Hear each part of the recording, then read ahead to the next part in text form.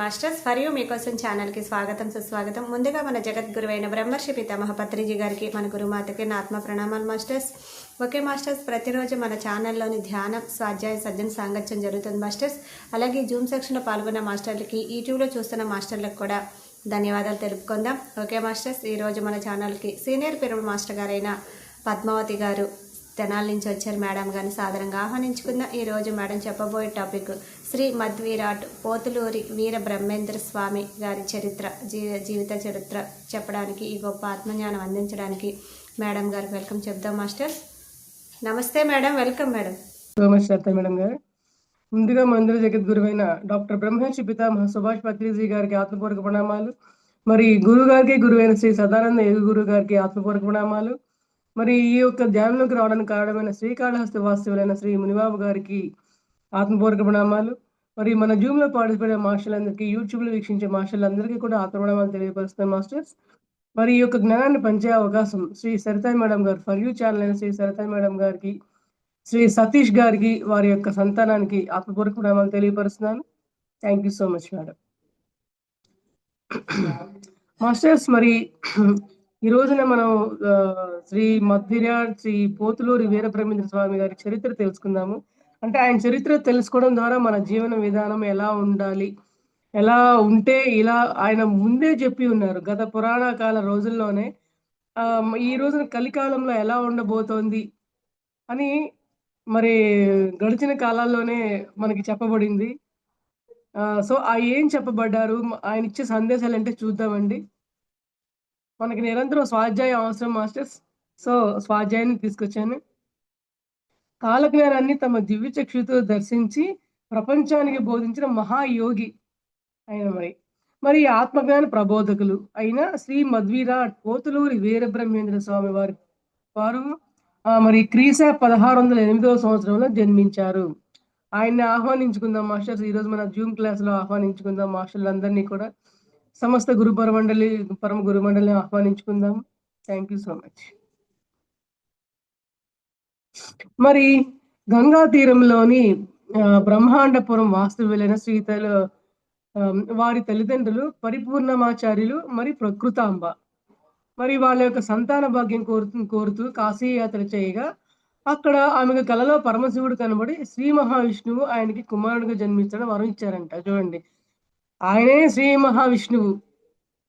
అంటే శ్రీ మహావిష్ణువు మరి ఎన్ని రకాల అవతారాలు వాళ్ళు తీసుకుంటారంటే, మన పరమ గురువులు ఏ కాలానికి ఏది అవసరమో, ఏ అవతారం అవసరమో, ఆ కాలంలో ప్రజలకి ఏం అవసరమో దానికి తగ్గట్లుగా వాళ్ళ అవతారాలు తీసుకొని మనకి ఏం తెలియపరచాలనే విషయాన్ని వాళ్ళు ఎంతో వాళ్ళ దివ్య జ్ఞానంతో చూస్తూ ఉంటారు మాస్టర్స్. మరి ఈ రోజున మనకి దివ్య జ్ఞానం ఉదయించిందా, మనం ఎట్లా తెలుసుకున్నాము అని మనకి వాళ్ళు దివ్య జ్ఞానం ఇవ్వడానికి ఎంతో పాటుపడ్డారని చెప్తున్నారు అనమాట. మరి ఈ కాలంలో వారు మనకి ఇచ్చిన దివ్య జ్ఞానంతో మనకి ఇచ్చిన వరం ఏంటంటే ధ్యానము. అప్పటి రోజుల్లో కూడా ధ్యానం ఉంది, కానీ ఇంకా కలికాలంలో ఈ యొక్క ఘోరాలన్నీ కూడా ప్రచురించే ఈ యొక్క కాలంలో వీరికి ధ్యానం అవసరము, వారిని వారే తెలుసుకోవడం అవసరము, వారి అంతరంగ ప్రయాణం చేయడం అవసరము. అందువల్ల మనందరికీ కలికాలంలో ప్రజలు అంటే ప్రతి ఒక్కళ్ళు మరుజన్మ తీసుకోవడమే, ధ్యానంలో కడుగు పెట్టడం అంటే మరుజన్మ. సో అటువంటి విధంగా మన అందరికీ కూడా మరి మన పరమ గురుమండలి ధ్యానాన్ని అందించారు మాస్టర్స్. మనం దాన్ని అందులో స్వీకరించుకుందాం. ఓకేనండి. మధ్యలో మనం ఆయన జీవిత చరిత్ర మధ్యలో మన యొక్క ప్రవృత్తులు ఏంటి, మన యొక్క ప్రయత్నాలు ఏంటి కూడా మనం చెప్పుకోవాలి మాస్టర్స్. వారందరూ కృషి చేసింది వాటి కోసమే. ఓకేనండి. మరి అలా పరమేశ్వరుడి వరప్రభావంతో కొంతకాలానికి గర్భవతి అయిన ప్రకృతాంబ పురుటి సమయానికి స్వగృహానికి బయలుదేరగా మధ్య మార్గంలోనే పిరుటి నొప్పులు రావడంతో ఆవిడ అక్కడే సరస్వతీ నది ఒడ్డున జన్మించిందంట. మన వీరబ్రహ్మేంద్ర స్వామి వారిని జన్మించారు. మరి ఆ బిడ్డే మన వీరబ్రహ్మేంద్ర స్వామి. మరి ఈ బిడ్డ పుట్టిన మర్నాడే పరిపూర్ణాంబాచారి కాలం చేయడంతో పచ్చి బాలింత అయిన ప్రకృతాంబ అక్కడికి సమీపంలో ఉన్న అత్రి మహాముని ఆశ్రమం చేరుకొని వారికి తన బిడ్డను అప్పగించి తాను కూడా తనువు చాలించింది. మరి ఆవిడ వాళ్ళ తల్లి గారు ఆయన్ని జన్మించిన మరో రోజే కాలం చేయడం జరిగిందంట. అంటే అక్కడ దగ్గరలో ఉన్న అత్రి మహాముని ఆశ్రమానికి చేరుకొని అక్కడ వారికి బిడ్డను అప్పగించి ఆవిడ కాలం చేశారంట. Okay masters. మరి అదే సమయంలో కర్ణాటక రాష్ట్రం స్కందగిరికి చెందిన పాపాగ్ని మఠాధిపతులైన వీరభోజాచార్యులు, మరి వారి ధర్మపత్ని వీర పాపామాంబ గార్ల సంతాన భాగ్యం కోసం తీర్థయాత్రలు చేస్తూ దారిలో ఉన్న అత్రి మహాముని ఆశ్రమం చేరుకున్నారు. చూడండి, వాళ్ళ ద్వారా వీళ్ళు ఈ మహాముని పెరగాల్సిన సందర్భం ఉంది కాబట్టే మరి ఆ తల్లి ఆ సమయంలో మరణించడం జరిగిందనమాట. తల్లి ఊరికే జన్మ తీసుకుందే గాని, పెంచే విధానం కావచ్చు అంతా గూడా మన వీరభోజాచార్యుల వారి సంరక్షణలో ఆయన పెరగవలసి వచ్చిందనమాట. అయితే చూడండి, కార్యకారణం లేనిది మన జీవితంలో ఎవరో రారు అని అంటూ ఉంటారు మన పత్రి సారు. ఏ ఒక్క పర్సన్ మన జీవితంలో అడుగుపెట్టినా వాళ్ళ వల్ల మనకు ప్రయోజనమో, మన వల్ల వాళ్ళకి ప్రయోజనమో, ఏదో ఒకటి కార్యకారణం ఖచ్చితంగా ఉంటుంది మాస్టర్స్. అట్లాగే ఆవిడ తల్లి మరణానికి ఒక కారణం ఉంది. అలాగే వీరభోజాచార్యులు వారి ధర్మపత్ని వాళ్ళు బిడ్డలు లేక వాళ్ళు ఎదురు చూస్తూ ఉన్నదానికి మరి కార్యకారణ సంబంధం ఉంది. అంటే వారి ద్వారా ఈ యొక్క వీరబ్రహ్మేంద్ర వారి పాలపోషణ చేస్తూ ఆయన యొక్క జ్ఞానానికి ఈ ప్రపంచమంతా వ్యాప్తి చెందడానికి వాళ్ళ యొక్క పాత్ర ఉంది కాబట్టి ఈ విధంగా జరగడం జరిగిందనమాట. ఓకేనా మాస్టర్స్. మరి అత్రి మహాముని దగ్గర తన బిడ్డను పుణ్య దంపతులు అందించి మహిమాన్వితుడైన ఈ బాలుడు భవిష్యత్తులో ఎన్నో వింతలు చూపబోతున్నాడు అని చెప్పారంట.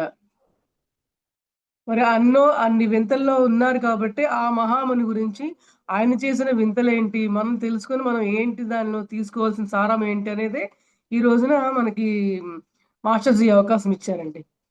అలా అత్రి మహాముని నుంచి సాంప్రదాయబద్ధంగా బిడ్డను దత్తత తీసుకొని వీరభోజాచారి దంపతులు తిరిగి తన మఠానికి చేరుకున్నారు. ఆ బిడ్డకు వీరబ్రహ్మేంద్ర స్వామి అని నామకరణం చేశారు. వీరం భొట్లు బ్రహ్మం అని పిలుచుకుంటూ అల్లారు ముద్దుగా పెంచసాగారు.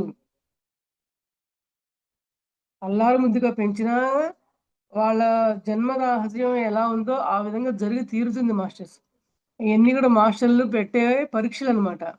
మరి పాపాగ్ని మఠం యొక్క సనాతన సంప్రదాయాల మధ్య పెరిగిన వీరంబొట్లు చిన్నతనం నుంచే ఆయన పేరు వీరంబొట్లు అనమాట. అయితే చిన్నతనం నుంచే శాస్త్ర విద్యల్లో అత్యంత ప్రతిభను కనబరుస్తూ తన 5వ ఏటనే స్వయంగా కాళికాంబ సప్తశతిని రచించి అందరినీ అబ్బురపరిచారు. కాళికాంబ అంటారు. అంటే మన శ్వాసను గమనించడం అనే ఆ యొక్క శ్లోకాలు పూర్తిగా నాకు తెలియదు గాదు మాస్టర్స్. కొంత ఐడియా ఉంది. కాళికాంబ అంటే మన హంస అంటే మన శ్వాస. మన శ్వాసని గమనించి వస్తూ పోతూ ఉండే శ్వాసను గమనించు అనే ఒక విషయం మీద మరి మన వీరబ్రహ్మేంద్ర స్వామి వారు కవితలు రచించారంట.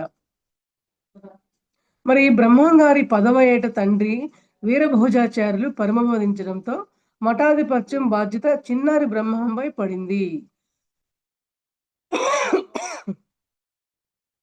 కానీ బ్రహ్మం తాను దేశాటన చేయదలుచుకున్నానని చెప్పి అందుకు తల్లి ఆశీర్వాదం కోరాడు. ఇప్పుడు గౌతమ బుద్ధుల వారు కూడా అంతే. మరి పెద్ద మహారాజు అయ్యుండి ఆయన ధ్యాన ప్రచారాని కోసం మరి ఎట్లా ధ్యాన ప్రచారానికి బయట కోసం వెళ్లారో, అట్లాగే మన వీరబ్రహ్మేంద్ర స్వాముల వారు కూడా ఆయన రాజ్య బాధ్యత వాళ్ళ తండ్రి గారు అప్పచెప్పినా కూడా లేదు, నేను ఇట్లా దేశ పర్యటన కోసం వెళ్ళాలి అని నిర్ణయించి తన తల్లికి తన యొక్క ఉద్దేశం తెలియపరచడం జరిగిందనమాట. అయితే మరి మఠాధిపత్యం బాధ్యత స్వీకరించవలసిన నువ్వు ఇలా బయటకు వదిలి దేశానికి వెళ్తే ఎలా నాన్న అంటూ ఆమె అనుమతిని నిరాకరించింది. అయితే మరి అప్పుడు తల్లిని అనేక విధాలుగా అనునయిస్తూ బ్రహ్మం గారు ఆమెకు జీవి యొక్క పిండోత్పత్తి రహస్యాలను సచిత్రంగా వివరించాడు. అంటే జీవి యొక్క పిండోత్పత్తి రహస్యాలు అంటే మన జీవం యొక్క పుట్టుకేంటి, మన యొక్క పుట్టుక రహస్యం ఏంటి అని ఒక స్క్రీన్ మీద పిక్చర్ ఎలా కనబడుతుందో అట్లాగా వాళ్ళ తల్లికి చిత్రపరంగా వివరించారంటండి మనగా మన బ్రహ్మం గారు. అలా వివరించిన తర్వాత మానవ శరీరము పృథ్వీ, నీరు, అగ్ని, వాయువు, ఆకాశం అనే పంచభూతాలతో నిర్మితమై కళ్ళు, ముక్కు, చెవులు, నాలుక, చర్మం అనే పంచేంద్రియాలతో అనుసంధానమైన నేను అనే అహం ద్వారా పనిచేస్తూ ఉంటుంది. ఇవన్నీ కూడా నేను అనే అహంకారం వల్ల పనిచేస్తుంది కాబట్టే ఇవన్నీ కూడా మనం నడిపింపబడుతున్నాము. అంటే కదా ఇప్పుడు గాలి, అగ్ని, వాయువు ఎన్ని మనల్ని నడిపిస్తానికి ఎట్లా ఉన్నాయో, మరి కళ్ళు, ముక్కు, చెవులు ఇయన్నీ కూడా నేను అనే ఆ లోపల ఆ చైతన్యం లేకపోతే పని చెయ్యవు కదా మాస్టర్. మన కళ్ళతో చూడలేము, చెవులతో వినలేము, ముక్కుతో వాసన చూడలేము, నోరుతో మాట్లాడలేము. అట్లా అంటే మన లోపల చైతన్యం, నేను అనే చైతన్యం ఉంటే ఇవన్నీ కూడా నడుస్తూ ఉన్నాయి అని వాళ్ళ అమ్మగారికి బ్రహ్మం గారు వివరిస్తూ ఉంటారనమాట. మరి ఈ నేను నీ కర్మ నడిపిస్తూ ఉంటుంది. మరి ఆ కర్మ ఎవరు తప్పించుకోజాలరు. మరి ఏదైతే నీ యొక్క జన్మ రహస్యానికి తగ్గ కర్మ ఉందో, ఆ కర్మను అనుభవించడం అనేది ఎవరి వల్ల కాదు, ఎవరి తరము కాదు. ఆ కర్మను అనుభవించి తీరవలసిందే అని చెప్పి చెప్తున్నారు మాస్టర్స్. మరి ఈ తతంగాన్నంతా కూడా ఆత్మ ఒక సాక్షిలా గమనిస్తూ ఉంటుంది. కనుక ఇలాంటి శరీరం పట్ల బంధాన్ని మరి మోహాన్ని పెంచుకోకూడదు. ఈ విషయాన్ని ఎవరు గ్రహిస్తారో వాళ్ళు మోక్షం పొందుతారు. చూడండి ఒక చిన్న పాయింట్ దీంట్లో చెప్దాం మాస్టర్. మరి ఈ తతంగాన్నంతా ఆత్మ ఒక సాక్షిలా గమనిస్తూ ఉంటుంది కాబట్టి, ఇలాంటి శరీరం పట్ల బంధాన్ని మరి మోక్షాన్ని పెంచుకోకూడదని చెప్తున్నారనమాట. ఇక్కడ మనం ధ్యానం చేసేటప్పుడు చూడండి మన శరీరంలో నాడీమండల శుద్ధి జరిగే సమయంలో మన శరీరంలో రకరకాలైన వైబ్రేషన్స్ వస్తూ ఉంటాయి. కదలికలు వస్తూ ఉంటాయన్నమాట. అవన్నీ గూడా ఇదెందుకొస్తుంది? అదెందుకొస్తుంది? అది ఎలా జరగాలి? అని అన్నీ గూడా విమర్శనాత్మకంగా ఆలోచించకుండా సాక్షిగా గమనించు. సాక్షిగా నువ్వు చూస్తూ ఉండు. ఈ శరీరంతో ఈ యొక్క ఆత్మ ఒక గృహం లాంటిదే తప్ప వేరే బాధ్యత కాదు. నువ్వు ఏం జరిగినా గూడా నువ్వు సాక్షిగా ఉండటం కోసం శరీరం ఉంది అనే భావంతో నువ్వు ఉండాలి అని జెప్పి మనకిక్కడ తెలియపరుస్తున్నారండి. ఎందుకంటే మనం ధ్యానంలో నేర్చుకోవాల్సింది ఇదే విషయం కాబట్టి సాక్షిలో ఉండడం అంటే ఏంటి? ఏదో అయిపోతుంది మనం ఏదో అనుకుని భావించి రకరకాలుగా మనోభావాలు పెంచుకునే కంటే ఓకే. ఇవాళ ఇది జరుగుతుంది. ఏంటో చూద్దాం. చూసి తెలుసుకుందామని సాక్షీభూత మనస్తత్వం మనకు రావాలి. అది ధ్యానం వల్లనే వస్తుంది అని మనం తెలుసుకోవాలి మాస్టర్స్. మరి దాని ద్వారా మనం మోక్షం పొందుతూ ఉంటాం. మరి మన యొక్క అంతర్మథనంలో జరిగే ఆ యొక్క మనోభావాలను విడుదల వల్లనే మనకు మోక్షం లభిస్తుంది అని చెప్తున్నారు. ఇలా చెప్పిన తర్వాత ఇక మొట్టమొదటిసారి తత్వబోధ చేసిన తర్వాత ఆమె అనుమతితో దేశాటనకి బయలుదేరారనమాట. అలా అతడు వివిధ ప్రదేశాలు తిరుగుతూ ఆంధ్రప్రదేశ్ రాష్ట్రము, కర్నూలు జిల్లాలో ఉన్న బనగానపల్లికి చేరుకున్నారు. అప్పటికి తండ్రి వయసు 15 సంవత్సరాలు మాత్రమే. అతని వయసు 15 సంవత్సరాలనమాట. ఇది మన బ్రహ్మం గారి వయసు. Okay masters. మరక్కడ బ్రహ్మ అక్కడ సంపన్నురాలైన అచ్చమ్మ గారి ఇంట్లో ఉంటూ వారు పశువుల్ని కాసేవారు. మరి ప్రతిరోజు అచ్చమ్మ గారు పెట్టిన రాగి సంకటి ముద్ద తిని, వాళ్ళ ఇంటికి ఎదురుగా ఉన్న ఒక గుట్టపైకి పశువులను తోలుకొని వెళ్ళి, వాటిని ఒక చోటుకి చేర్చి, వాటి చుట్టూ ఒక గీత గీసి, తను రవ్వలకొండ గుహలో కూర్చొని తాటి ఆకుల పైన కాలజ్ఞానాన్ని వ్రాస్తూ ఉండేవారు. ఇప్పుడు చూడండి అచ్చమ్మ గారి ఇంటి ముందు బయట కూర్చొని ఆమె పెట్టిన రాగి ముద్ద తింటూ, మరి ఆ యొక్క పశువులు మేస్తూ ఉన్నప్పుడు వాటికొక గీత గీసేవారు. సీతమ్మ వారికి లక్ష్మణుడు ఎట్లా గీత గీస్తారో, ఆ గీత రానీయకుండా ఆ పశువులు ఆ గీత లోపలే ఉండేవంటండి. అసలు ఆ గీత కూడా దాటి వచ్చేవి కాదంట. ఈలోపు మరి ఆ చుట్టుపక్కల ప్రదేశంలో ఉన్న రవ్వలకొండ అనే గుహలో కూర్చొని మరి ఎన్నో ధ్యాన సాధనలు చేసి మన బ్రహ్మం గారు కాలజ్ఞానాన్ని రాస్తూ ఉండేవాళ్ళంట. అంటే తర్వాత ఏం జరగబోయేది ఏంటి అని మనకి ఆయనకి అప్పుడే తర్వాత యుగాల్లో ఏం జరుగుతుందో మనకి తెలుస్తూ ఉండేవాళ్ళు. అతడు గీచిన గీతను దాటకుండా గోవులన్నీ కూడా సాయంత్రం వరకు చక్కగా అందులోనే మేత మేస్తూ ఉండేవి. ఇదంతా చూసిన తోటి గోపాలులు అచ్చమ్మకి ఈ విషయం చెప్పగా, ఆమె తన భర్తతో కలిసి అక్కడికి వచ్చి దివ్య తేజస్సుతో వెలిగిపోతూ రవ్వల కొండల గుహలో కూర్చొని తాటాకుల పైన కాలజ్ఞానాన్ని వ్రాస్తున్న బ్రహ్మం గారిని చూసి ఆశ్చర్యపోయిందంట. ఇతనేంటి పశువులు కాచుకురమ్మని పంపిస్తే అక్కడ గుహలో కూర్చొని రాసుకుంటూ ఉన్నాడు. ఏంటో చూద్దాం అని చెప్పి బయలుదేరి వెళ్తే ఆయన మరి బ్రహ్మ తేజస్సుతో వెలిగిపోతున్నారంటండి. మరి ఆ బ్రహ్మతేజస్సు వెలిగిపోతూ ఆయన తాటాకుల మీద మరి కాలజ్ఞానం రాస్తూ ఉంటే, ఇంతటి మహానుభావుడా అని ఆవిడ ఆశ్చర్యపోతూ ఉందంట. అయితే మరి అంతవరకు అతన్ని మామూలు పనివాడిగా చూసినందుకు క్షమించమని వేడుకుందంట. మరి తనను కూడా కాలజ్ఞానాన్ని బోధించమని కోరింది. అంటే ఆవిడకి కూడా నాకు కూడా కాలజ్ఞానం బోధించు నాన్న.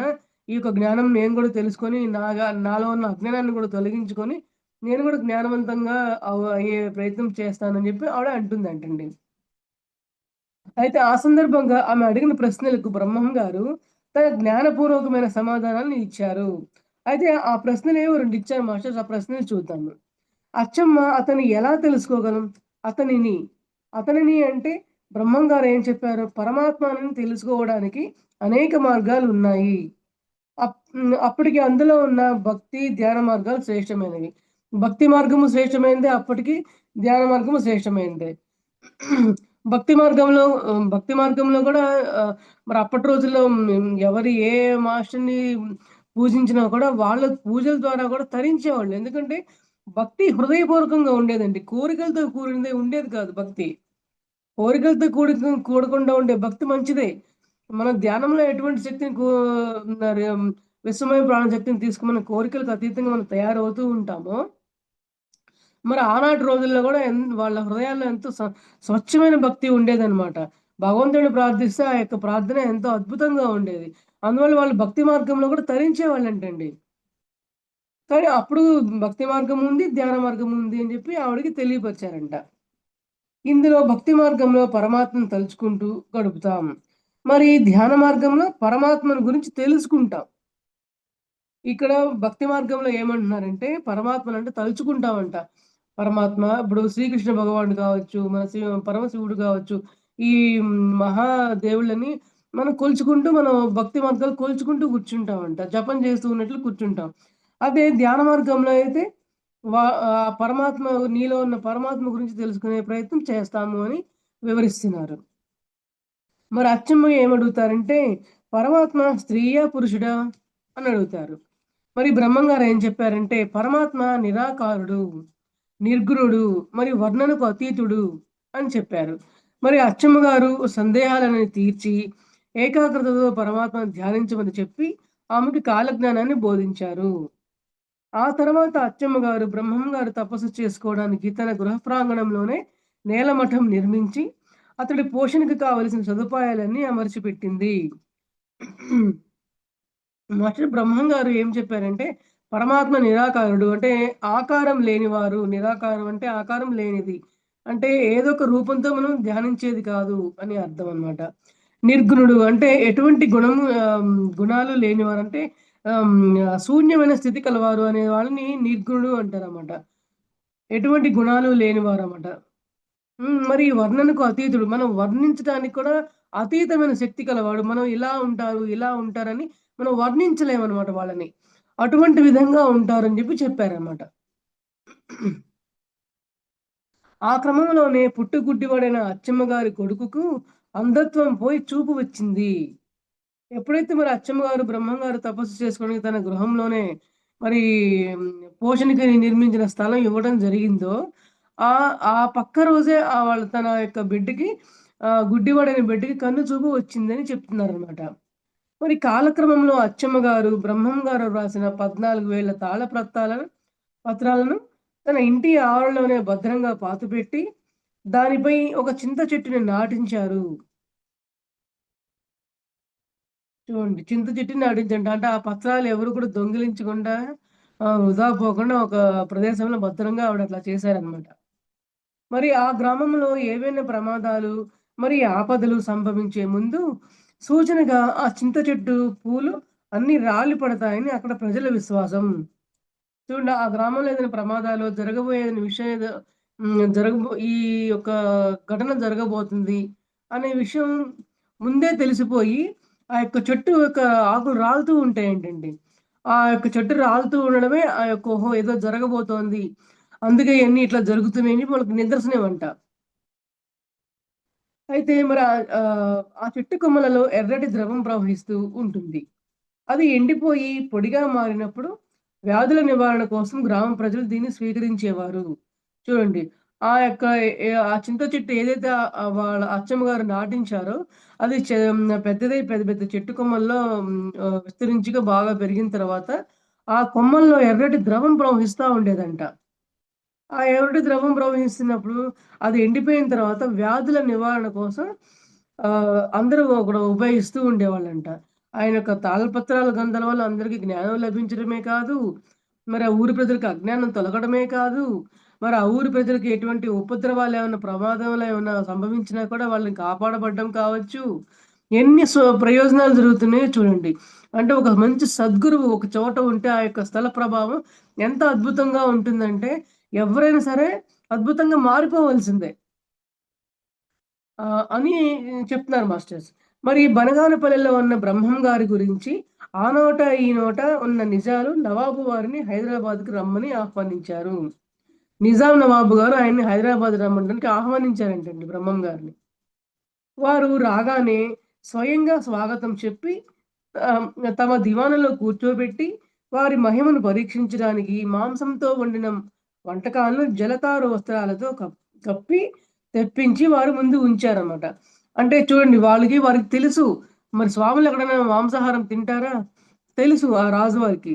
ఆయన ముస్లిం వాళ్ళు తింటారు. ఎందుకంటే నవాబు వాళ్ళు మరి మాంసాహారం తింటారు కాబట్టి ఆ యొక్క ప్రసాదాన్ని తీసుకొచ్చారు కావాలనే. వీళ్ళు తినరు అని తెలిసినా కూడా ఈయన ఎట్లా ప్రతిస్పందిస్తారు ఈ స్వాముల వారు చూద్దాం అనే ఒక పరీక్ష అన్నమాట. మరి త్రికాలజ్ఞులైన బ్రహ్మం గారు ఆ విషయాన్ని గ్రహించి పళ్ళాలపై ఉన్న వస్త్రాలను స్వయంగా తొలగించమని నవాబు గారిని కోరారు. నవాబు గారిని మన బ్రహ్మం గారు మీరే ఆ వస్త్రం తొలగించండి స్వామి అని చెప్పి చెప్తారంట. ఆశ్చర్యం ఏంటంటే ఆ పళ్ళాల నిండా తాజా ఫలాలు రస రసాలు ఊరుతూ ఉన్న పండ్లు దర్శనమిచ్చాయంటండి. చూడండి మరి ఆయన యొక్క అంత గ్రేట్‌నెస్. ఎందుకంటే వాళ్ళు త్రికాలజ్ఞులు కాబట్టి ఎవరు ఏం చేయబోతారు, వాళ్ళ యొక్క అంతరంగాల్లో ఏముంటాయి ఆహ్, అనే విషయాలు వీరు గమనిస్తారనమాట. ఆ యొక్క అజ్ఞానం వాళ్ళలో నిండి ఉండిపోయేసరికి ఎంత గొప్పవారైనా సరే ఆయన్ని కూడా పరీక్షించేంత గొప్పతనం ఇతనిలో ఉందా అండి? నవాబు గారి నిజాం నవాబు గారికి? అతను ఎంత అజ్ఞానం కాపోతే ఆ యొక్క త్రికాలజ్ఞులైన బ్రహ్మం గారిని పరీక్షించేంత స్థాయికలవాడు అతను. అంటే ఇక్కడ మనం గూడా మన ప్రాపంచిక జీవితంలో మనం కూడా మనకెంత జ్ఞానం ఉంది, ఎదుటి వాళ్ళతో ఎట్లా మాట్లాడుతున్నాం, ఎదుటి వారిని ఎలా ఆహ్, ఎస్టిమేట్ చేయగలుగుతున్నాము. మరి మనకంటే గొప్పవారిని వీళ్ళు నాకంటే అంత గొప్పవారన్న అహంకారం అయన్నీ పోకుండా వారిలో ఉన్న గొప్పతనాన్ని మనం స్వీకరించగలిగే స్థాయికి మనం మరి చక్కటి ధ్యాన సాధన ద్వారా మనం వస్తాము అని చెప్పి మనం తెలుసుకోవాలి మాస్టర్స్. ఎందుకంటే మన అచ్చమ్మ గారికి మన వీరబ్రహ్మేంద్ర స్వామి భక్తి మార్గం ఉంది, ధ్యాన మార్గం ఉంది అని చెప్పారు. మరి కలికాలంలో భక్తి మార్గం వల్ల ఎవరు తరించే అవకాశం లేదని, ఈ యొక్క కలికాలంలో ధ్యాన ప్రచారమే ముమ్మరంగా జరుగుతూ ఉంది. అనే దానికి ఇప్పుడు మన PSMలో జరిగే ఈ యొక్క మరి ధ్యాన మహాచక్రాలైతేనేమి, ఈ యొక్క మరి నిరంతరం స్వాధ్యాయాలైతేనేమి, సజ్జన సాంగత్యాలైతేనేమి, ఎందరో మాస్టర్‌లొచ్చి వారి యొక్క జ్ఞానాన్ని పంచుతూ నిరంతరం నీ యొక్క స్వీయ పరిశీలన చేసుకుంటూ, అంతరంగ పరిశీలన చేసుకుంటూ మనం ముందుకు నడుస్తూ ఉండబట్టే, మరి ఈ యొక్క మాస్టర్‌ల గురించి మరలా మనం తెలుసుకుంటూ, మరి వారి అడుగుజాడల్లో మనం ఇంకా నడవాల్సింది ఉంది. ఎందరో మాస్టర్‌లు వారి యొక్క జ్ఞానాన్ని మనం తీసుకొని నడిచేది ఇంకా ఉంది. అని ఈ జన్మలో మనం ఇలా ఈ యొక్క కలికాలంలో మనం చేయగలుగుతున్నాం మాస్టర్స్. మరి నవాబు గారికి కాలజ్ఞానాన్ని బోధించిన తర్వాత బ్రహ్మం గారు కంది మల్లాయపల్లెకి చేరుకున్నారు. అక్కడ వారు తమ కుల వృత్తి అయిన వడ్రంగం చేసుకుంటూ జీవించడం మొదలుపెట్టారు.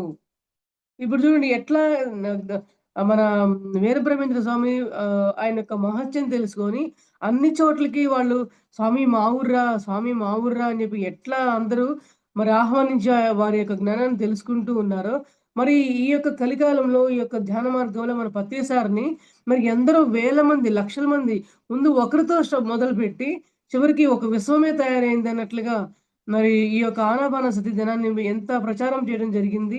మరలా చేస్తూ కూడా మరి ప్రతిసారి ఎన్ని ఊర్ల వాళ్ళు పిలిచారు. మరి ముందులో అవమానించారు. ఎట్లాగా ఈ నిజాం నవాబు వీరబ్రహ్మేంద్ర స్వామిని ఎట్లా అవమానించారో, అట్లాగే మరి ప్రతిసారిని కూడా ఎందరో మరి ఇన్వైట్ చేసిన తర్వాత కూడా అవమానించేవాళ్ళంట. ఈయన ఎట్లా రెస్పాండ్ అవుతాడో చూద్దామని. అట్లాగా అయినా గూడా వీళ్ళలో ఉన్న అజ్ఞానాన్ని ఆయన అంతరంగంగా తెలుసుకొని, వీళ్ళందరూ నా బిడ్డలు. మరి బిడ్డలకి జ్ఞానం ఉండదు కదా! మనం వాళ్ళని క్షమించాలి కదా! అలా నేను తీసుకున్నాను గాబట్టే విశ్వవ్యాప్తం కాగలిగింది అని ఒక ఉద్దేశంతో మరి వీరబ్రహ్మేంద్ర స్వామి అందరికీ చెప్పుకుంటూ ఎట్లా వెళ్లారో, ఈ యొక్క కలికాలంలో మన యొక్క ధ్యాన సాధనలో మన ప్రత్యేకంగా మనందరికీ గూడా ఆనాపానసతి ధ్యానాన్ని మరి 2500 సంవత్సరాల క్రితమే గౌతమ బుద్ధుల వారి ద్వారా తెలుసుకొని పాళీ భాషలో మనకు అందించడం జరిగింది మాస్టర్స్. అట్లాగే ఈ వీరబ్రహ్మేంద్ర స్వామి గూడా అట్లా అన్ని చోట్ల మరి ఆహ్వానిస్తూ మరి వారి యొక్క జ్ఞానాన్ని తెలుసుకుంటూ ఎంత అద్భుతంగా తయారవుతూ ఉన్నారంటే, మరి ఒకసారి గ్రామంలో అంటే ఒక పల్లెటూరు గ్రామంలో ఆహ్, జాతర జరుగుతూ ఉంటుందంట మాస్టర్స్. జాతర జరుగుతూ ఉన్నప్పుడు చందా వేయమని గ్రామ పెద్దలు కోరారంట. కోరితే తాను పేదవాడినని, తన దగ్గర ఏమీ ఇవ్వలేను, ఇచ్చుకోవడానికి నేనేమి ధనవంతుడిని కాదు స్వామి, నేను పేదవాడిని అని చెప్పి మన బ్రహ్మమ్మ గారు చెప్పుకుంటారంట. అలా చెప్పిన తర్వాత వాళ్ళందరూ ఊరు వాళ్ళందరూ ఏం చేశారు, అందరూ ఏదో చులకన చేస్తూ ఉన్నారంట. అందరూ హేళన చేస్తూ ఉన్నారంట వీరబ్రహ్మేంద్ర స్వామి వారిని. అయితే జాతర అందరూ గూడా దాన్ని బ్రహ్మం గారు దాన్ని ఇచ్చే దానిలో గుడిలో అమ్మవారి ముందే స్వీకరించాలని గ్రామ పెద్దల్ని కోరారు. మరి జాతర రోజు అందరూ గుడి దగ్గరికి చేరుకోగా బ్రహ్మం గారు గుడి ముందు నిల్చొని, "పోలేరి మునసబు గారు వచ్చారు. చుట్టలను అంటించుకోవాలి. నిప్పు తీసుకురా" అని చెప్పి పిలిచారంటండి.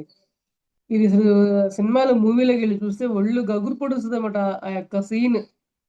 అంటే ఆయన దగ్గర సంపద లేదు, ఆయన బీదవాడు అని అందరూ ఎవరైతే హేళన చేశారో, కావాలని అమ్మవారికి నువ్వేమి ఇవ్వగలవు అని చెప్పి ఆయన ప్రశ్నిస్తే, సమయం వచ్చినప్పుడు నేనేమి ఇవ్వగలను నేను చూస్తాను అని చెప్పి మరి మన వీరబ్రహ్మేంద్ర స్వామి వారన్నప్పుడు, అప్పుడు మునసబు గారు చుట్ట అంటించుకోవడానికి పోలేరి అంటే అమ్మవారిని పోలేరి అని తన బిడ్డని పిలిచినట్టుగా పిలిచి, ఆ యొక్క ఆహ్, మంటని ఇవ్వడానికి పిలిచారు అంటే వాళ్ళందరూ చూసిన వాళ్ళందరూ గూడా భయకంపితులైపోతారంటండి. అమ్మో! ఈయనలో ఇంత శక్తి ఉందా? ఈయనలో ఇంత శక్తి ఉందా? ఇంత గొప్పవాడా? ఈయనతోనా మనం ఇంత భయంకరంగా ప్రవర్తించాం, ఇంత హేళన చేశాము. ఇటువంటి స్వాముల వారినా? ఇటువంటి జ్ఞానమైన మరి త్రికాలజ్ఞుల్లా మనం ఇంత అవమానం చేసింది అని అందరూ కూడా ఆయన కాళ్ళ మీద పడి క్షమాపణలు కోరుకోవడము, రకరకాలుగా మా యొక్క అజ్ఞానం తొలగించండి అని అనడము. అప్పటిదాకా వాళ్ళందరూ గూడా ఆయన ఎదిరించిన వాళ్ళందరికీ గూడా మరి కళ్ళు పోవడము, ఒళ్ళంతా కాలిపోవడము, ఒళ్ళంతా మంటలు ఎవరికైతే ఏవైతే ఉన్నాయో అవందరూ కూడా వీళ్ళు ఇతనిలో ఉన్న జ్ఞానాన్ని గమనించిన పిదపనే అన్నీ పోయాయి మాస్టర్స్. ఎంతో హాయిగా, ఆనందంగా తయారయ్యి, మాకు నిరంతరం మీ యొక్క జ్ఞానాన్ని పంచుతూ ఉండండి. మీరు మా ఊర్లోనే ఉండండి. మీరు మా ఊర్లోనే ఉండండి అని చెప్పి అందరూ ఆయన్ని మరి వేనోళ్ళ పొగుడుతూ ఉన్నారన్నమాట అప్పటినుంచి గూడా. అందుకే శక్తివంతులు ఎప్పుడు కూడా మనం ఒక విషయం తెలుసుకున్న తర్వాత ఆయనలో ఏంటి? ఆయనకంతేంటి? అని మన అహంకార భావనలు పోకుండా ఓకే. వీళ్ళు వచ్చారు అంటే ఏదో ఒక ఈ మాస్టర్‌లో ఒక విషయం జ్ఞానం ఉంటుంది. అది మనం తెలుసుకునే ప్రయత్నం చేద్దామని తెలుసుకునే ప్రయత్నం చేయాలే గానీ, మరి ప్రతిసారి చెప్పినట్టుగా నో కామెంట్, నో జడ్జ్‌మెంట్. ఎవరిని కూడా ఇది, అది అని కామెంట్ చేయొద్దు. వి వినండి బాగా విని తెలుసుకోండి. ఏం చెప్తున్నారు మాస్టర్‌లు అంటూ. ఓకే అండి. మరి అప్పట్లో నుంచి ఊర్లో వాళ్ళందరూ గూడా గౌరవిస్తూ ఉండటం వల్ల చుట్టుపక్కల వాళ్ళు గూడా మరి రకరకాల ఊర్ల నుంచి గూడా వచ్చి ఆయన్ని దర్శించుకుంటూ ఉండేవాళ్ళనమాట. మరి కొంతకాలానికి బ్రహ్మంగారు అక్కడికి వచ్చి పెద్ద కొమెర్ల అనే గ్రామానికి చేరుకొని అక్కడ కూడా సామాన్య జీవితం ప్రారంభించారు. ఆయన ఎక్కడికి వెళ్ళినా, ఏ ఊరు వెళ్ళినా కూడా ఎంతో సామాన్యంగా ఉంటారండి. ఆయనకి మరి పట్టు వస్త్రాలన్నీ ఉండవు. సరైన క్లాత్ కూడా గుడ్డ కూడా సరైనది ఉండదు. తిండి ఉండదు. ఎందుకంటే ఆయనకి అయన్నీ అవసరం లేదు. ఆయన జ్ఞాని. ఆయన అంతరంగంలో ఉండే జ్ఞానమే ఆయనకి సర్వం అన్నమాట. కానీ చూసే ప్రజలకే ఈ బాహ్యంగా చూస్తారు కాబట్టి ఈయనకేమీ లేవు అనే ఒక సరికాని పదజాలాలు ఉపయోగించడం జరుగుతూ ఉంటుంది. మరి ఆ ఊరిలో ఒక భూస్వామి ఆహ్, వ్యాధి బారిన పడి మరణించగా అతని కుటుంబీకులు శోకిస్తూ అతని పార్థివ దేహాన్ని శ్మశానానికి తీసుకెళ్ళటం మొదలుపెట్టారన్నమాట. ఆ ఊరేగింపు బ్రహ్మం గారి ఇంటి ముందు నుంచి వెళ్తూ ఉండగా, వారు "ఇతడు చనిపోలేదు కదా! శ్మశానానికి ఎందుకు తీసుకువెళ్తున్నారు?" అని అంటారంట వీరబ్రహ్మేంద్ర స్వాముల వారు. "దింపుడు గళ్ళెం వద్ద ఆపండి" అన్నారు.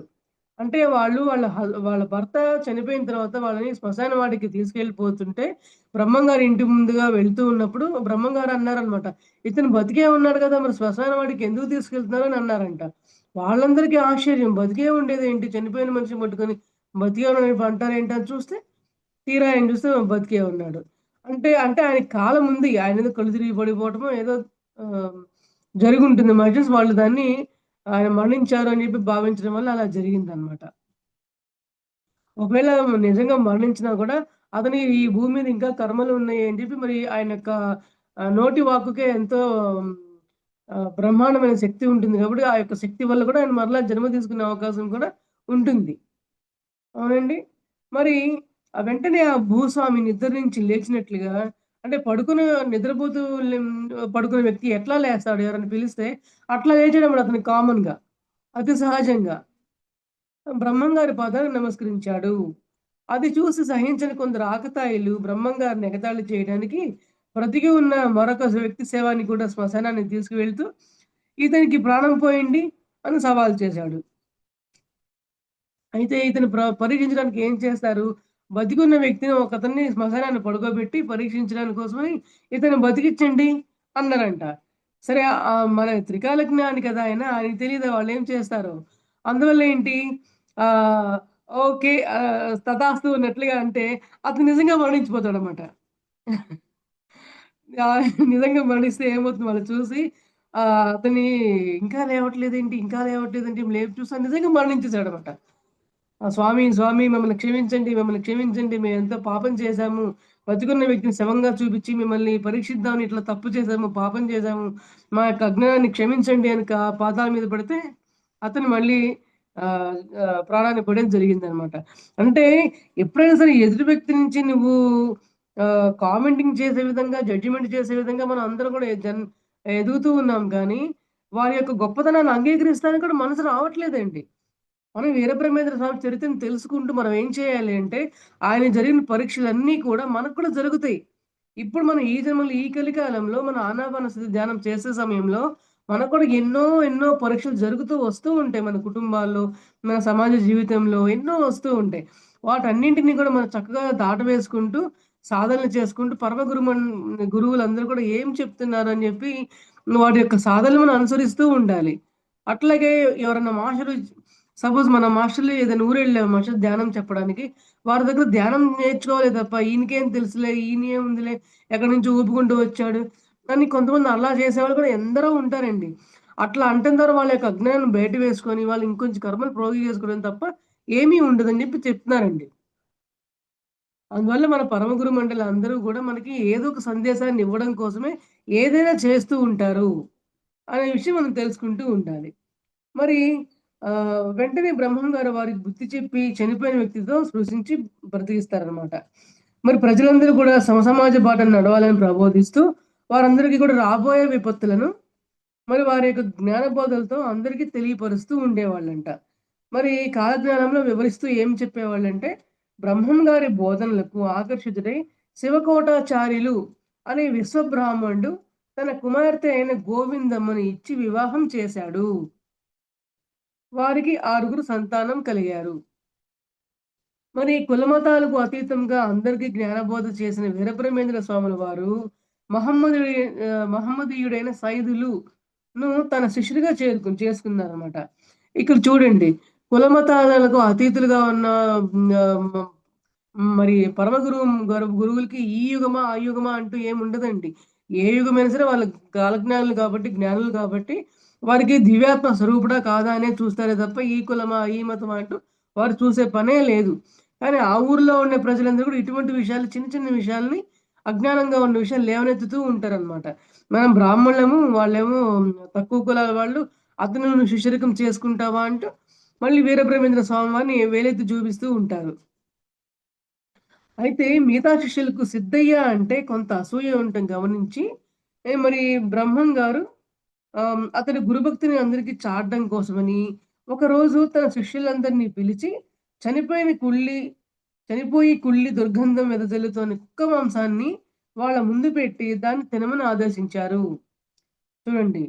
మరి అతని గురుభక్తిని తన దగ్గరున్న వ్యక్తికి కుక్క మాంసం అన్నమాట. అతను కుళ్ళి భరించలేని దుర్గంధంగా ఉన్న కుక్క మాంసాన్ని తీసుకొచ్చి మరి వీరబ్రహ్మేంద్ర స్వామి వారి శిష్యుడిగా ఉన్న వ్యక్తి ఎవరైతే ఉంటారో అతన్ని తీసుకొచ్చి "నువ్వు ఇది తిను" అని ఊరి ప్రజలందరూ కూడా ఆదేశిస్తారంటండి. ఇది ఎలా తింటారో చూద్దాం అని జెప్పని. అప్పుడు ఆ సిద్ధయ్య అనే అతను ఏం చేస్తాడంటే, మరి చక్కగా దైవ ప్రార్థనలు చేసుకొని మా అంతరంగంలో ప్రయాణించి, నమస్కారం చేసుకొని ఆ యొక్క పళ్ళెంలో ఆ యొక్క భోజనం తినబోగా అది చూస్తే పంచభక్ష పరమాన్నాలుగా తయారైపోయింది. వాళ్ళు భయంకరమైన మాంసాహారం పెడితే అద్భుతమైన శాకాహారంగా మారిపోయింది. చూడండి మరి అందరూ ఎంత ఆశ్చర్యపోతున్నారంటే, మనం నిరంతరం గూడా ఆయన ఒక మంచి ఒక ఉంది అంటే పక్కనే వాళ్ళని విమర్శించేవాళ్ళు గూడా అంతకంటే ఎక్కువ మందుంటారు మాస్టర్స్. అందువల్ల ఏంటంటే, మన విమర్శలకు కూడా మనం లోను కాకుండా ఎప్పుడుగా మనం జ్ఞానవంతంగా ఉంటే, మనం ఎటువంటి ప్రదేశాలకు వెళ్ళినా కూడా మనకి ఎటువంటి సందేహాత్మక భావాలు లేకుండా మనం జీవించవచ్చు. తద్వారా మనం వేరే అందరికి కూడా జ్ఞానాన్ని పంచుతూ ఆ యొక్క జీవన గమనాన్ని మనం నిర్దేశించుకుంటూ వెళ్ళొచ్చని చెప్తున్నారు. మరి ఆ శిష్యుడికి సిద్ధయ్య యొక్క భక్తిని గుర్తించి అందరూ మేమే తప్పు చేశాం స్వామి. అతనికెంతో మీరు శిష్యుడికిని చేసుకోవడానికి అద్భుతమైన అర్హత గల వ్యక్తి. మేమే పాపులమై ఉండి ఇటువంటి పరీక్షలకి మేమే లోను చేస్తున్నాము. మా అజ్ఞానాన్ని క్షమించండి అని మరి ఆ ఊర్లో కూడా అత వీరబ్రహ్మేంద్ర స్వామికి జేజేలు పలకడం జరిగింది. సరే. ఒకరోజు బ్రహ్మం గారు సిద్ధయ్యకు దేహం అనే దేవాలయంలో దేవతలు నివసిస్తూ ఉంటారు. వారిని దర్శించాలంటే ఆ దేహంలో ఉండే కుండలిని శక్తిని జాగృతం చేయాలి అని బోధిస్తూ ఉండగా, కక్కయ్య అనే నిమ్న కులస్తుడు అది శ్రద్ధగా వింటూ ఉన్నాడంట. చూడండి.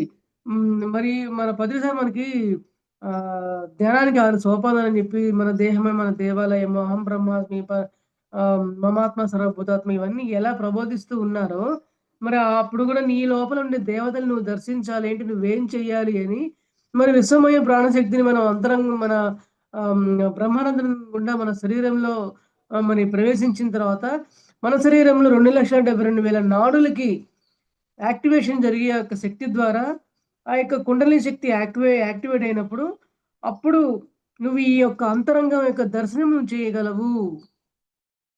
అంటే నీ అంతరంగ దర్శనం చెయ్యాలి అంటే చూడండి ధ్యానం చేయాలి. ధ్యానంలో మరి నీ యొక్క నాడీ మండల శుద్ధి జరుగుతుంది. కుండలిని యాక్టివేషన్ జరుగుతుంది. తద్వారా మాత్రం నీ యొక్క దివ్యచక్షు ఉదయించి, నువ్వు దివ్యమైన తేజస్సులుగా నువ్వు పరిణమించగలవు అని చెప్తున్నారు. ఈ యొక్క విషయాన్ని అక్కడే ఉన్న ఒక నిమ్న కులస్తుడు అంటే తక్కువ జాతి వాడు వింటూ ఉన్నారంటండి.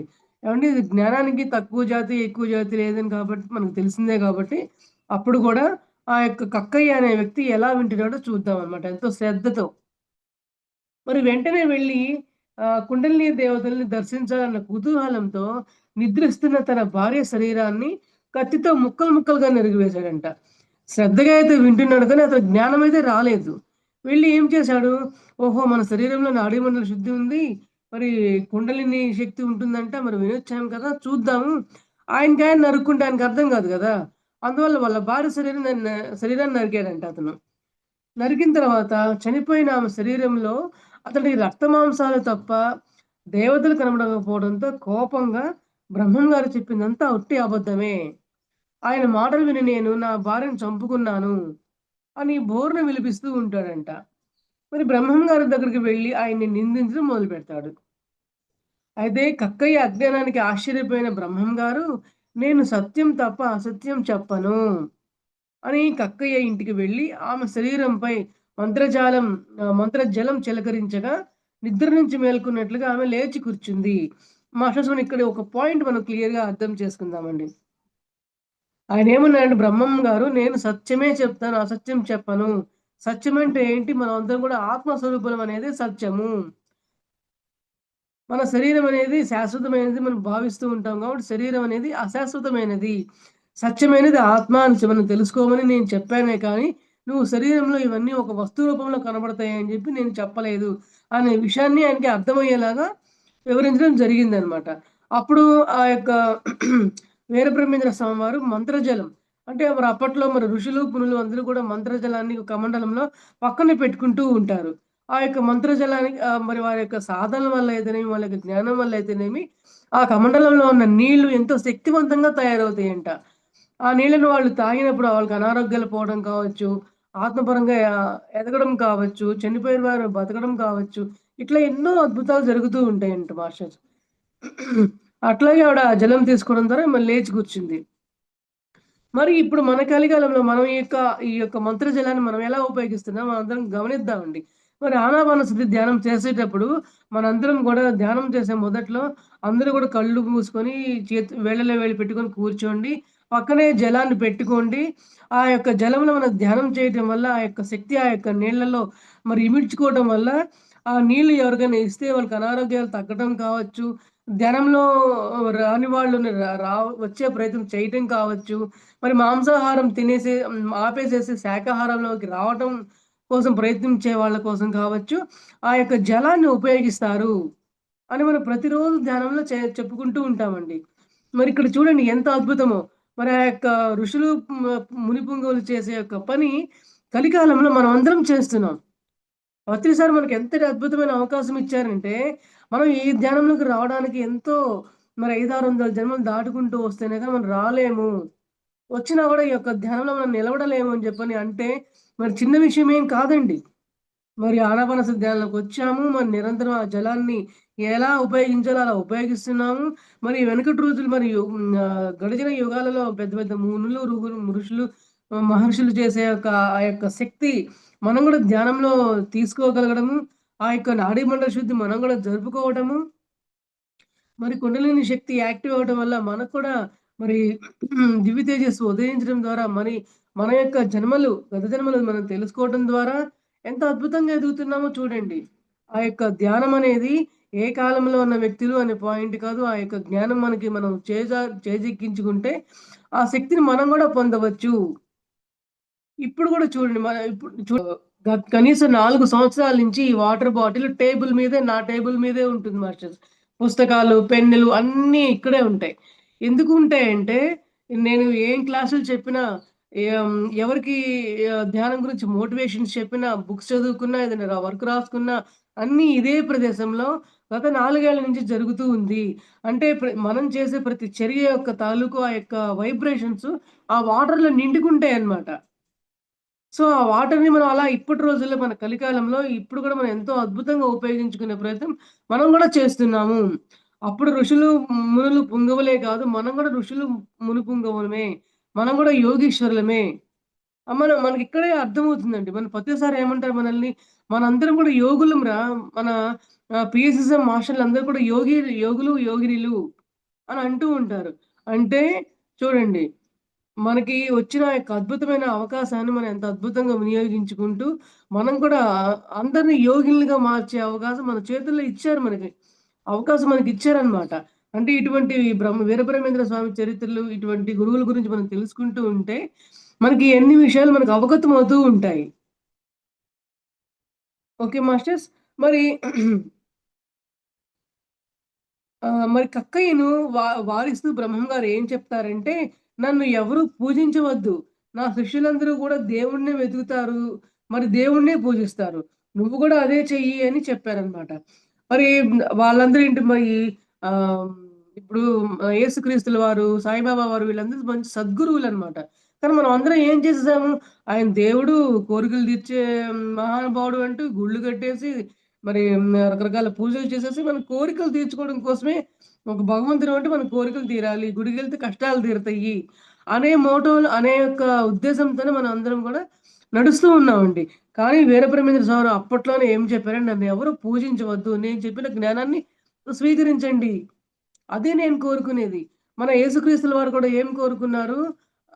ఆయనకి ఎంతో ప్రేమమూర్తి. ఆయనలో ఉన్న క్షమాగుణాన్ని అందరూ తీసుకోండి. ధ్యానం ద్వారా క్షమాగుణాన్ని అందరూ కూడా పెంపొందించుకోండి అని యేసుక్రీస్తుల వారు చెప్పారు.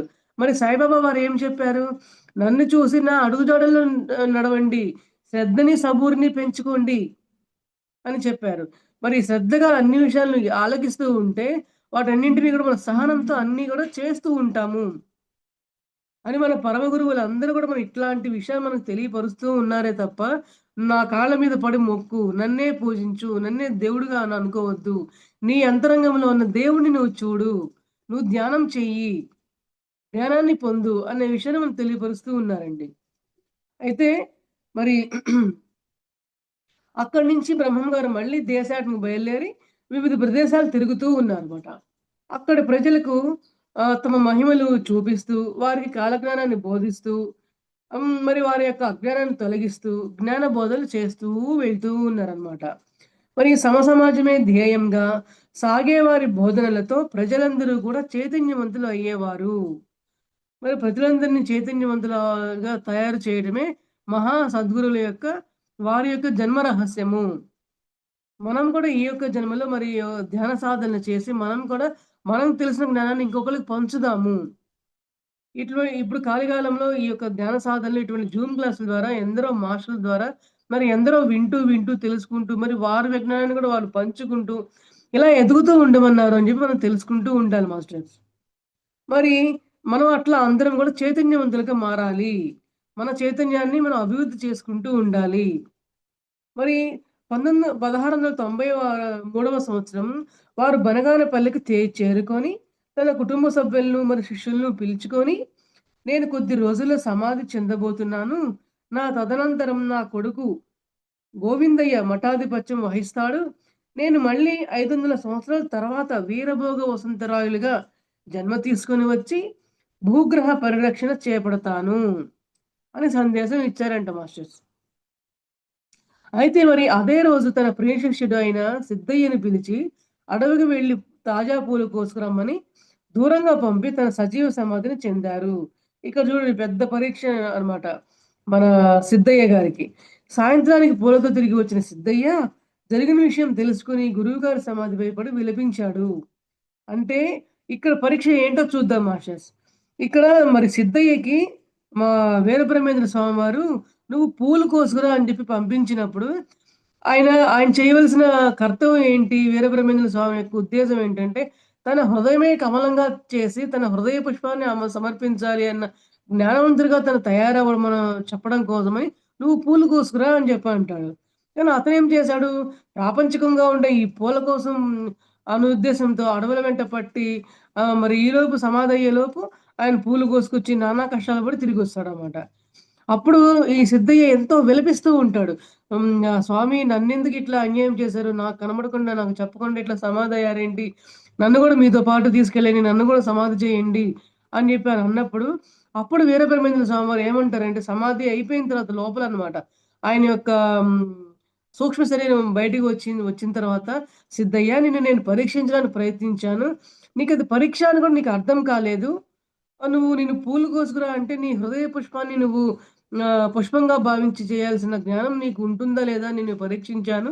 కానీ నీకది అర్థం కాలేదు. నువ్వు బాహ్యకరమైన పూల కోసం వెళ్ళావు. అంటే నువ్వు ఇంకా ఎదిగేది ఉంది. నువ్వు ఎదిగేది ఉంది కాబట్టే నీ ఎదుగుదల ఏంటో, ఎలా ఉందో చూపిస్తం కోసమే ఈ యొక్క కర్తవ్యం నీకు చేయవలసి వచ్చింది అని వివరిస్తారనమాట సూక్ష్మరంగం బయటికి వచ్చి. అప్పుడు గోవిందయ్య తర్వాత కాలక్రమంలో బ్రహ్మంగారి కుమార్తె అయిన గోవిందమ్మని సంతతి చెందిన వాళ్ళు బనగానపల్లిలో ఉన్న బ్రహ్మంగారి మఠాన్ని నిర్వహిస్తూ వచ్చారనమాట. ఇంకంటే అప్పటి నుంచి కూడా ఇంకా సిద్ధయ్య కూడా ఇంకా పూర్తిగా ధ్యాన నిమగ్నులై మరి విపరీతంగా సాధనలు చేస్తూ మరి ఉత్తమమైన శిష్యుడిగా ఉండి ఎట్లాంటి అజ్ఞానాన్ని తొలగించుకోవాలి అని అందరికీ సందేశం అనమాట. మరి పరమ గురువు పక్కన నిరంతరం సాధనలు చేస్తూ ఉండి కూడా నువ్వు నీ హృదయ పుష్పం గురించి నువ్వు తెలుసుకోలేకపోయావు అంటే ఇక్కడ మనమేం అర్థం చేసుకోవాలంటే మన పరమ గురు మండలి ఇప్పుడు ఉదాహరణకి ఇప్పుడున్న ప్రస్తుత కాలంలో ఉన్న మన గురువుగారు పత్రికారు గురువు పక్కన నిరంతరం తిరుగుతూ ఉండేవాళ్ళు, ఆయన దగ్గర ఉండేవాళ్ళు వందల మంది ఉంటారు మాస్టర్స్. కానీ ఉన్నా కూడా వాళ్ళకి జ్ఞానమే అబ్బదంట చాలా మంది. ఇది నేను ప్రాక్టికల్‌గా నేను చాలా మంది మాస్టర్ల ద్వారా నేను విని ఉన్నాననమాట. అంటే నీకు అజ్ఞానం పోయి నీకు జ్ఞానం రావాలి అంటే మాస్టర్ గారు పక్కన ఉంటేనే వచ్చేసిందన్న భావన కరెక్ట్ కాదు. నువ్వు సాధన చేయాలి. నీ అంతరంగ అని చెప్పే ప్రయత్నం అనమాట ఇది. అందువల్ల ఏంటంటే మనం ప్రతి ఒక్కళ్ళు కూడా గురువు చెప్పిన విషయాన్ని పట్టుకొని మన అంతరంగ ప్రయాణం చేయాలే గాని, ఆయన పక్కన ఉండి ఆయన ఏం చేస్తే అది చేస్తే మనకు జ్ఞానం వచ్చేసింది అనే ఒక అజ్ఞానంలో ఉండకూడదు. అంటే మన హృదయ కమలం అంటే ఏమిటి? మన హృదయ కమలం దర్శించాలి అంటే మనం ఏం చేయాలి? మన సహస్రార కమలాన్ని, మన హృదయ కమలాన్ని ఎంతో అద్భుతంగా ఉదయించుకోవాలి. ముందు మన హృదయ కమలం విచ్చుకుంటే ఆటోమేటిక్‌గా ఆ యొక్క సాధన ద్వారా నువ్వు సహస్రార కమలాన్ని నువ్వు చేరుకోగలవు. అనే విషయాన్ని మనం ఇప్పుడు రోజుల్లో ఈ యొక్క కలికాలంలో ఈ యొక్క పీసెసం మూమెంట్ ధ్యానాల్లో మనం తెలుసుకోవాల్సిన సాధన ఏంటయ్యా అంటే, మనం నిరంతరం ఆనాపానసతి ధ్యానం చేస్తూ, మరి స్వాధ్యాయం చేస్తూ, సజ్జన సాంగత్యం చేస్తూ, మరి ప్రతి విషయాన్ని ఏ మాస్టర్ ఏం చెప్పారు? దానిలో ఉన్న రహస్యం ఏంటి? అని విచారించుకుంటూ ఉండి, మరి అది మన జీవితాల్లో అప్లై చేసుకుంటూ ఉండి, కలికాలంలో అయినా సరే మనం యోగులుగా మారవచ్చు. యోగీశ్వరులుగా మనం మారవచ్చు. మన అంతరంగ ప్రయాణం చేయవచ్చు. నాడీ మండల శుద్ధి జరిగిన తర్వాత ఆ యొక్క దివ్య ప్రకాశాన్ని మనం గూడా దర్శించవచ్చు అనే యొక్క జ్ఞానాన్ని తెలుసుకోవడం కోసమే మన యొక్క వీరబ్రహ్మేంద్ర స్వాముల వారు మరి పురాణ రోజుల్లోనే నీకు భక్తి మార్గం, ధ్యాన మార్గం 2 మార్గాలు ఉన్నాయని చెప్పి విశదీకరించడం వల్ల మరి ఈ యొక్క కలికాలంలో భక్తి మార్గం ద్వారా అందరూ దానికి సాధ్యం లేదు. ఎందువల్లంటే కలికాలంలో ఏంటంటే అందరూ కూడా వాళ్ళ యొక్క కోరికలు అంటే బాహ్యకరమైన కోరికలు తీర్చుకోవడం కోసం ఈ యొక్క ప్రార్థనలు చేసినా, ఏం చేసినా చేస్తూ ఉంటారు గానీ, అంతరంగ ప్రయాణం చేయటం కోసమని ఎవరు ప్రయత్నం చేయరు కలికాలంలో. అటువంటి స్థాయి కలికాలంకున్న స్థాయి అటువంటిది కాబట్టి ధ్యాన సాధనల వల్ల నువ్వు దాన్ని పొందగలవు అనే విషయం మనం తెలియపరుస్తూ ఉండడం జరుగుతుందండి. మనం ఇది గమనించుకోవాలి. అంతేగాని వీరబ్రహ్మేంద్ర స్వాముల వారి చరిత్ర చదువుకుంటూ వెళ్ళిపోయామా, ఆయన ఎక్కడ పుట్టారు? ఏ తండ్రి, తల్లికి పుట్టారు? ఎక్కడున్నారనే విషయం తెలుసుకొని, ఏ ఏ గ్రామాల్లో ఆయన మరి జ్ఞాన ప్రచారం కోసం తిరిగారో, అవన్నీ తెలుసుకుంటూ ఉండడం ద్వారా మనం గూడా చేయాల్సిన కర్తవ్యం ఉంది. వినడమే కాదు ఆయన యొక్క చరిత్ర వినడమే కాదు మనం చేయవలసింది. అందులో ఉన్న జ్ఞానం ఏంటి అని మనం పట్టుకోవాలి. ఆయనకి ఎన్నో రకాలైన సిద్ధులున్నాయి, జ్ఞానం ఉంది. ఆయనకి ఎలా వచ్చినియి? అంటే ధ్యానం ద్వారా మరి నీలో ఉన్న అంతరంగ ప్రయాణం చేయటం ద్వారా మరి నాడీ మండల శుద్ధి జరిగి ఆహ్, కుండలిని యాక్టివేషన్ చేసుకోవడం ద్వారా దివ్య తేజస్సును నువ్వు ఉద్భవించుకుంటావు అనే విషయాన్ని మరి మన వీరబ్రహ్మేంద్ర స్వామి వారు అద్భుతంగా వివరించి ఉన్నారు తన యొక్క జీవిత చరిత్రలో. కాబట్టి మనందరం కూడా మరి ఆనాపానసతి ధ్యానంలో అద్భుతంగా 2,72,000 నాడుల్లో మరి విశ్వమయ ప్రాణశక్తి ద్వారా అద్భుతంగా ప్రక్రియలు జరగడం ద్వారా మన కర్మలను తొలగించుకోవడం ద్వారా మన యొక్క జన్మ రహస్యాన్ని తెలుసుకొని, దివ్యమైన తేజస్సును ఉద్భవించుకొని, అద్భుతమైన సేవా కార్యక్రమాలు అందరం మనం చేపడుతూ ఉందాం మై డియర్ మాస్టర్స్. అందరం కూడా ధ్యాన సాధనలు నిరంతరం చేస్తూ ఉందాం. మరి మనం నిరంతరం చేస్తూ ఉండాల్సిన మన యొక్క సాధన ఏంటి అంటే మరి ధ్యానము, స్వాధ్యాయం, సజ్జన సాంగత్యం. మన వీరబ్రహ్మేంద్రుల వారి మరి బాటలో మనం అందరం కూడా ఆయన నిరంతరం సాధన ద్వారా అందరికీ పంచితే పెంచబడుతుంది అన్నట్లుగా మరి దేశాటన చేస్తూ దాని యొక్క జ్ఞానాన్ని పంచుతూ ఉన్నారు కాబట్టి, మనం కూడా మనందరం ధ్యాన సాధనలు చేసి ఊరూరా మరి ధ్యాన ప్రచారం మనము చేద్దాము. ఇలా జూమ్ క్లాసుల ద్వారా ధ్యాన ప్రచారం చేద్దాం. మరి డిసెంబర్ 21 తారీఖు నుంచి 31 తారీఖు వరకు హైదరాబాద్‌లో జరిగే శక్తి కేంద్రం కట్టాల్ కైలాసపురిలో జరగబోయే జ్ఞాన మహాయాగానికి అందరం కూడా మనం వెళ్దాం మాస్టర్స్. మరి ఎవరికి వారికి కుదిరిన విధంగా కనీసం ఒక్క రోజైనా సరే అటువంటి సామూహిక ధ్యానాల్లో మనం అందరం కూడా పాల్గొందాము. మనం అందరం కూడా చక్కగా మరి ఆత్మలోకాల నుంచి వచ్చిన కాంతిలోకాల నుంచి విచ్చేసిన ఆ మాస్టర్‌లందరూ ఎంతో శక్తినివ్వడానికి ఎంతో సిద్ధంగా ఉన్నారు. ఈ మాస్టర్‌లందరూ ఎవరో కాదు మాస్టర్స్. మనం ఇప్పటిదాకా మన వీరబ్రహ్మేంద్ర స్వామి గురించి గాని, మరి మహాతార్ బాబా వారి గురించి గాని, ఇట్లా పరమ గురు మండలి వీళ్ళందరూ కూడా మనకి హాస్టల్ మాస్టర్స్‌గా వచ్చి మనకు శక్తిని ప్రసాదిస్తూ ఉన్నారు. ఆ శక్తిని మనం అందరం కూడా స్వీకరించుకుంటూ, మనం ఈ యొక్క అద్భుతమైన బాటల్లో మనం జీవిస్తూ మన యొక్క జన్మల్ని తరించుకుంటూ ఉంటాం మై డియర్ మాస్టర్స్. మరి ఈ యొక్క జ్ఞానాన్ని పంచుకునే అవకాశం ఇచ్చిన ఫర్యూషాదైన శ్రీ సరిత మేడం గారికి, సతీష్ గారికి ఆత్మపూర్వక ప్రణామాలు తెలియపరుచుకుంటూ, మరి ఇప్పటిదాకా నేను చెప్పిన నాకు తెలిసిన విషయాన్ని పంచుకునే విషయాన్ని మీరందరూ విన్నందుకు మీకు కూడా ఆత్మపూర్వక ప్రణామాలు తెలియపరుస్తాను. Thank you so much masters. Thank you. Thank you madam. Thank you so much madam. For you మీకోసం మన ఛానల్కి వచ్చి ఎంతో గొప్ప ఆత్మజ్ఞానం అందించిన మాస్టర్లందరికీ, పద్మావతి గారికి, సృజన గారికి ధన్యవాదాలు తెలుపుకుందాం మాస్టర్స్. అలాగే మాస్టర్స్ ప్రతినిత్యం ఎరుకతోటి ధ్యానం, స్వాధ్యాయం, సజ్జన సాంగత్యం చేద్దాం మాస్టర్స్. అందరి చేత చేద్దాం మాస్టర్స్. వైజాగ్కి మెగా పిరమిడ్ రావాలని పరమ గురువుల కోరిక, పత్రి గారి కోరిక, పత్రి మేడం కోరిక. మనం అందరం సంకల్ప ధ్యానం చేసి వైజాగ్కి మెగా పిరమిడ్ వచ్చేలా చేద్దాం masters. Thank you masters. Thank you.